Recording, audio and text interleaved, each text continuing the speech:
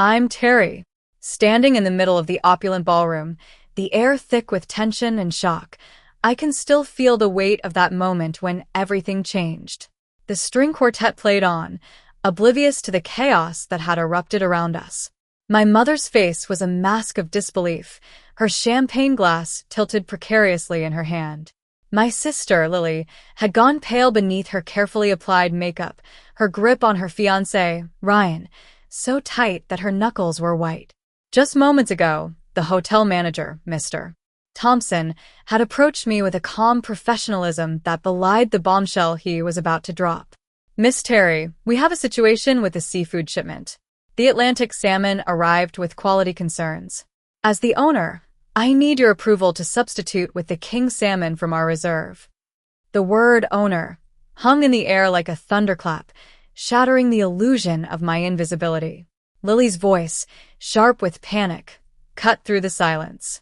"What did you just call her?" Mr. Thompson, unfazed, replied. "I addressed Miss Terry, the owner of the Regency Hotel. Is there a problem?" The room fell into complete and utter silence. Conversation stopped, and guests turned to stare. I kept my voice level. "The king salmon will work, Mr. Thompson. Tell Chef Miller to adjust the sauce to complement. Perhaps the citrus reduction instead of the dill." As Mr. Thompson retreated, the click of his heels on the marble floor echoed in the silence. I turned back to my mother and sister, their expressions a mix of shock, confusion, and disbelief. "I've owned the Regency for 6 months, Lily. You can verify with the county property records if you'd like. They're public." My mother finally found her voice. "That's impossible. We would have known. Someone would have told us." I looked at her, my eyes steady. "Who would have told you, Mom? You never asked what I do. You never asked about my life at all." Lily stepped forward, desperate. "This doesn't change anything. She probably inherited the money or married into it." I shook my head. "I didn't inherit anything. And my ex-husband is a schoolteacher. I built this business myself starting with a small guest house 10 years ago." Just then, Ryan's mother, Mrs. Montgomery, rose from the head table and began walking toward us. Her stride was measured, deliberate, the walk of a woman who is used to being in control. "I'm sorry." Her voice cut through the murmurs. "Did I understand correctly? You own this hotel?" I met her gaze steadily. "Yes, Mrs. Montgomery." The silence that followed was deafening. Mrs. Montgomery's face revealed nothing unless she wanted it to. Right now, she wanted it to reveal disappointment. "Mrs. Harris," she said, her voice silk over steel. "You told me your family was modest. You said Terry was struggling. Finding herself, I believe, were your exact words." My mother's composure crumbled. I didn't know." Mrs. Montgomery arched an eyebrow. "You didn't know your own daughter owned one of the most prestigious boutique hotels in the city. The Regency has been featured in several magazines. The acquisition was covered in the business section of the newspaper." Murmurs swept through the crowd. Several guests were now openly on their phones, presumably searching for verification. Lily, in a last-ditch effort, demanded, "Prove it. Anyone can claim to own something. Show us proof." Just then, my friend and attorney, Jake, materialized beside me. He produced a leather folder from his jacket. I happened to have the relevant documentation. "Jake Thompson, Miss Terry's attorney. I thought it might be prudent to bring copies tonight, given the unusual guest access arrangements." Mrs. Montgomery took the folder and scanned the pages with the practiced efficiency of someone who'd reviewed countless contracts. "The Regency Hotel," she read aloud. "Acquired 6 months ago. Full ownership transferred to Terry Harris. No outstanding debt, no partners, sole proprietor." She looked up, fixing my mother with a gaze that could have frozen champagne. "And you had her use the service entrance." My mother shrank under her gaze. "I didn't know." I looked at her, my voice quiet but firm. "By asking, by calling, by being interested in my life even once in the past decade." Mrs. Montgomery returned the folder to Jake. She turned to Ryan. "We need to talk now." Ryan followed her to a quiet corner, his expression that of a man who had just received very bad news. My mother grabbed my arm. "Terry, please. You're embarrassing us. Stop this." I gently removed her hand. No, Mom. "You embarrassed yourselves. I just showed up." Lily, her mascara starting to smudge, looked at me with a mixture of anger and desperation. "You're going to cancel the party? Ruin my engagement out of spite?" I shook my head. "I'm not going to do anything, Lily. The party will continue. Your engagement is your business, not mine." My mother stared at me, bewildered. "Then, what do you want? What is this about?" I looked at her and Lily, the family that had never seen me. "I want you to understand something. I'm not here to prove I'm better than you. I'm here because you thought I was less. And I'm done accepting that." As I stood there, I couldn't help but think back to how it all began. I grew up in a family where my older sister, Lily, was always the center of attention. She was the beautiful, talented one, the one who could do no wrong. I, on the other hand, was the quiet, unassuming one, the one who faded into the background. My mother, Mrs. Harris, was a woman who placed a great deal of importance on social status and appearances. She doted on Lily, showering her with praise and gifts, while I was often overlooked. Every family gathering, every holiday, the conversation always revolved around Lily's achievements. Her promotions, her new apartment, her perfect boyfriend, Ryan, from the wealthy Montgomery family. I remember when Lily turned 28, my mother gave her $50,000 for a down payment on a luxury condo. "You're building a life," Mom had said, beaming. "This is an investment in your future." When I turned 28, I asked for a loan to buy a small guest house I'd found in the countryside. It needed work, but I saw potential. My mother laughed. "Terry, that's not a business plan. That's a fantasy. Lily knows how to build a life. You just drift." I took out a bank loan instead, with a high interest rate. It nearly broke me that first year, but I made it work. Then I bought another property, then another. I built my business in silence. Not because I was ashamed, but because I'd learned early that my accomplishments didn't matter to my family. They'd already decided who I was. Nothing I achieved would change that. When I found out about Lily's engagement party through a social media post, I wasn't surprised. 3 days later, my mother finally called, but not to invite me. "Terry, I assume you saw the news. The party is Saturday at the Regency. Wear something appropriate, and please don't do anything to embarrass your sister." "No, how are you?" "No, we'd love to have you there." Just instructions and warnings. A few days later, I received an email from Mr. Thompson, the general manager at the Regency. "Miss Harris, I need to inform you about the engagement party booking this Saturday.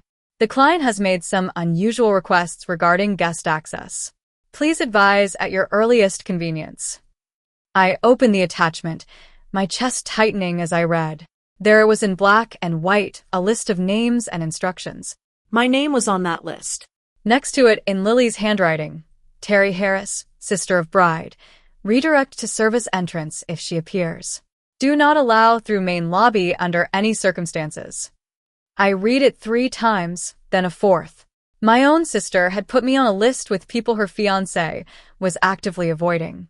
She classified me as someone who needed to be hidden, kept away from the important guests, the real family. Mr. Thompson had added a note. "Miss Harris, I found this request highly unusual given your relationship to the property. Should I intervene? Please advise." I sat in my office, looking out at the city lights. The Regency stood somewhere in that maze of buildings, my building, where my sister was planning to humiliate me in front of 200 people. I had options. I could cancel the event. I could reveal myself before the party and watch Lily scramble.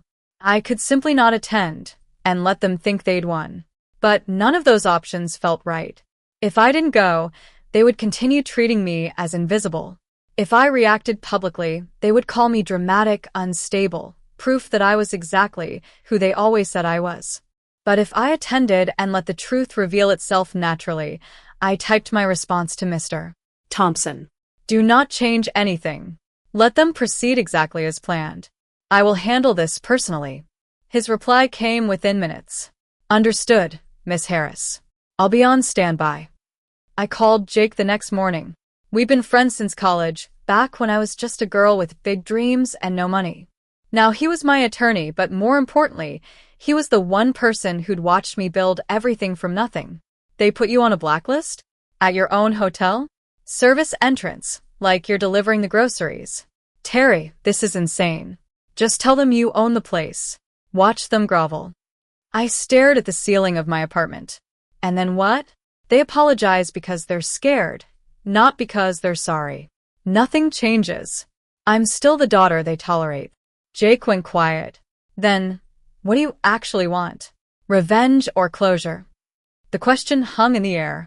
I'd asked myself the same thing 100 times since reading that email. I don't want revenge. I want them to know that I'm not who they think I am. I want to stop shrinking myself for people who never made room for me. Jake sighed. If you're doing this, you need backup. Want me there? I can come as your +1. Old college friend catching up. That works. And I'll bring some documentation just in case someone demands proof. I thought about every dinner where I was overlooked, every achievement that went unnoticed, every time my mother looked through me like I was glass. I'm okay with not hiding anymore. Whatever happens after that is their choice. Saturday arrived faster than I expected. By 7 o'clock, the sun had dipped below the skyline, painting the Regency's facade in shades of amber and gold. I'd chosen my outfit carefully. A simple black dress, elegant but understated. No diamonds, no statement pieces, just a pair of pearl earrings my grandmother left me. The kind of outfit that says, I belong here without screaming for attention. The valet recognized my car, but said nothing. I'd asked Mr. Thompson to keep my attendants quiet. As far as the staff knew, I was just another guest tonight. The main entrance glowed with warm light. Through the glass doors, I could see the lobby. Crystal chandeliers casting rainbows across marble floors. Guests in evening wear drifting toward the ballroom. Laughter echoed. Champagne flowed. Lily's perfect night. I straightened my shoulders and walked toward the front door. That's when he stepped forward. A security guard in a dark suit, earpiece visible, clipboard in hand. Young, professional, just doing his job. Good evening, ma'am. Your name? Terry Harris. He scanned his list. I watched his fingers stop. His expression flickered. Confusion, then practiced neutrality. I'm afraid you'll need to use the service entrance, ma'am. I stopped. Excuse me. Those are my instructions. The service entrance is around the back through the kitchen corridor. I didn't move. Can I ask who gave those instructions? The event organizer. He shifted uncomfortably. I'm sorry, ma'am. I'm just following protocol. Protocol? My sister had created a protocol for keeping me out. I looked past his shoulder through the glass doors into the lobby, and that's when I saw her, my mother, standing just inside, looking directly at me. Our eyes met across 15 feet of marble and glass. She didn't move, didn't wave, didn't come to help. She just smiled. That smile, I'd seen it before. When Lily won awards in high school, when she graduated with honors, when she announced her engagement. That smile of pure, undiluted pride, but she'd never once directed it at me until now. And this wasn't pride. This was satisfaction. My mother watched her youngest daughter get turned away at the door like uninvited catering staff, and she was pleased. This wasn't an oversight or a miscommunication. This was deliberate, coordinated. She wanted this to happen. 10 meters behind her, I could see Lily near the ballroom entrance, radiant in a cream-colored silk dress, accepting air kisses from guests. She glanced toward the lobby, toward me, and I caught it. The smallest flicker of acknowledgement, a quick look. Then she turned back to her admirers, laughing at something someone said. The security guard cleared his throat. Ma'am, the service entrance. A bellhop near the concierge desk had noticed the exchange.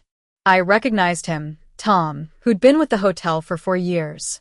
His eyes widened when he saw me, and he started to move forward. But the security guard caught his attention, gave a subtle shake of his head. Tom stopped, looked at me with something like apology, then looked away. I stood there for 5 full seconds. They felt like hours. My mother finally broke eye contact, turning to greet an arriving couple with warmth and laughter, as if nothing had happened, as if I hadn't just been publicly humiliated while she watched. The security guard waited, increasingly uncomfortable.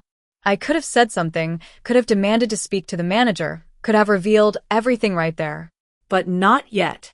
Fine, I said quietly. I'll use the service entrance. I turned and walked toward the side of the building, my heels clicking against the pavement. Let them think they'd won. The service entrance smelled like industrial cleaner and fresh bread. Fluorescent lights buzzed overhead, a harsh contrast to the crystal-draped elegance 50 feet away. I pushed through the heavy metal door and entered the kitchen corridor. Stainless steel counters stretched in every direction. Steam rose from simmering pots. The controlled chaos of a five-star kitchen in full swing. Then silence. One by one, staff members noticed me. A prep cook paused mid-chop. A server carrying a tray of champagne flutes froze. Chef Miller, who'd been barking orders at his team, went absolutely still. Miss Harris. His voice was barely above a whisper. We weren't expecting you to. It's fine, chef. Please continue. Nobody moved. I realized they'd all seen the guest list. They knew my name was on it, and they knew exactly why I'd come through this door instead of the main entrance. Really? I said, keeping my voice calm. Tonight, I'm just a guest. Carry on. Chef Miller nodded slowly. The steak is exceptional tonight, Miss Harris. Miller's special preparation. I'm sure it will be perfect. The kitchen gradually resumed its rhythm as I walked through, though I felt every eye following me. A dishwasher nearly dropped an entire rack of glasses. A pastry chef whispered something to her colleague. I reached the service door that led to the ballroom's back corridor. Through the small window, I could see the party in full swing. Crystal chandeliers, elegant guests, my sister at the center of it all, Ryan's arm around her waist. 200 people celebrating Lily's perfect life. I allowed myself a small smile, not bitter, not angry, patient. I straightened my dress, took a breath, and pushed through the door. Time to join the party. The ballroom was breathtaking.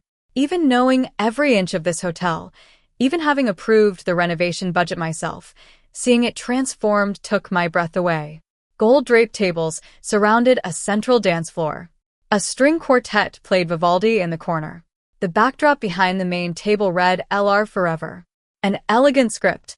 $90,000. That's what this night cost. I knew because the invoice had crossed my desk. My phone vibrated. Jake. In position. Bar northeast corner. Got what you asked for. I typed back. Hold for now. Want to see how far they'll go. Copy. But Terry, don't wait too long. You deserve to be seen. I slipped my phone back into my clutch and scanned the room. My mother was holding court near the gift table, accepting compliments on behalf of her beautiful daughter. Lily floated between guest clusters, Ryan dutifully at her side. Nobody had noticed me yet. I'd entered through a side door, blending with returning staff before slipping along the wall in my simple black dress. I was invisible, exactly as they wanted. I spotted Mr. Thompson across the room. Our eyes met briefly. He started to move toward me, instinct probably, to check if his employer needed anything. I gave the slightest shake of my head. He stopped, nodded once, retreated to his position near the service corridor. A few feet away, my mother was telling someone about Lily's accomplishments. Top of her class at Harvard, Ryan's family was so impressed. The Montgomerys don't accept just anyone, you know. She gestured expansively, her champagne sloshing slightly. We're so blessed. Lily has always known exactly what she wants. I took a glass from a passing server and found a spot in the shadows. The night was young. Mr. Thompson was struggling. I could see it from across the room. The way he kept glancing in my direction, then at Lily, then back at me. He'd been general manager of the Regency for 9 years, long before I acquired the property. Discretion was his specialty, but this was testing him. He approached Lily's group once, offering to check on catering arrangements. I watched my sister wave him off, without looking at him. Too engaged in conversation with one of Ryan's aunts to acknowledge the staff. When he finally found an excuse to pass near my corner, he leaned in without breaking stride. Miss Harris, this situation is highly irregular. Say the word, and I can. Not yet. But